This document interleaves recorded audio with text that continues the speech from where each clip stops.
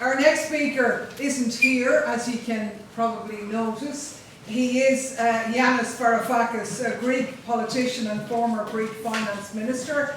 In 2016, he co-founded DiEM25, Europe's first transnational pan-European movement. In 2018, together with US Senator Bernie Sanders, he established the Progressive International, a global movement with affiliated members in over 200 million people from across the world. Many other tributes to his name. Now at the moment, because of the second round in the Greek elections, he can't be here personally, but he recorded and sent a contribution to today's proceedings and is very much on the page of following what is going on here in terms of the undermining of our neutrality. So hopefully we can get him on the screen. Fingers crossed. Well, this is Yanis Varoufakis with a message on behalf of DiEM25 for my Irish friends and comrades regarding the great issue that you're discussing today of Irish neutrality. There is a project in progress of shaming the Irish for adopting a neutral stance. It is a preposterous project because, my friends, you should be very proud of Irish neutrality. To be neutral does not mean to be a moral relativist. To take an equidistant position from hideous conflicts where there is clearly a perpetrator and a victim of a perpetrator. What neutrality means is that the people of Ireland have the opportunity to decide amongst themselves the merits of every case, the justice or injustice of a particular war, instead of being railroaded into a collective position, which is not that of a commonwealth of independent and democratic states. Take Austria.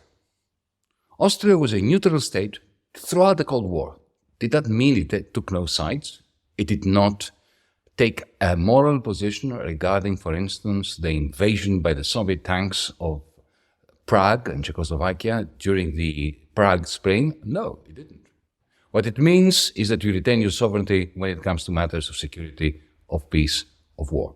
When NATO takes a position, it is the will, the iron will of the United States, and not of the United States of America, not of the American people, but indeed of the American military-industrial complex against which President Eisenhower, a Republican and a war hero, warned Americans against, let alone the Irish or the Greeks. Irish neutrality is a great virtue that you should guard with your lives. Now, let me turn to the question of the European Union and the rather lofty and touching faith that we all have a duty to bind together under the auspices of the European Commission and participate in a common defense program, a common defense procurement program, primarily. This is all about commerce, arms trades, and the idea that the European Union should create a common army. Remember what Gandhi said when he was asked once what he thought of British civilization? His answer was, sardonically, it would be a great idea. Similarly, the European Union would be a fantastic idea, except we don't have one. We have a confederacy of big business, big banking, and now of the military-industrial complex of Germany, of France, and of Italy competing against one another for huge defense contracts. They have nothing to do with the security of the French people, of the German people, indeed of the Ukrainian people. Imagine how low in the pecking order the interests of the Irish and the Greek people are. When the powers that be talk to us about the potential of a European army, let's say we formed that army, who would decide whether to send those men and women to the front line, to war? Who? Ursula von der Leyen, Mr. Borrell, Scholz, Macron. We don't have a legitimizing government elected by European citizens, for European citizens, that decide matters of war and peace.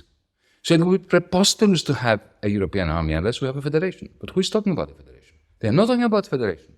They are talking about common procurement.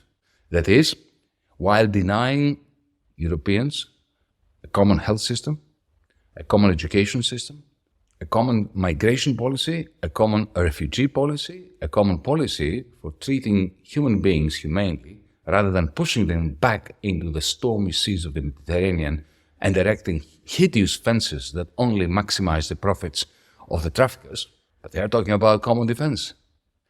This is all about money. Just follow the money. The Irish should stay away from this.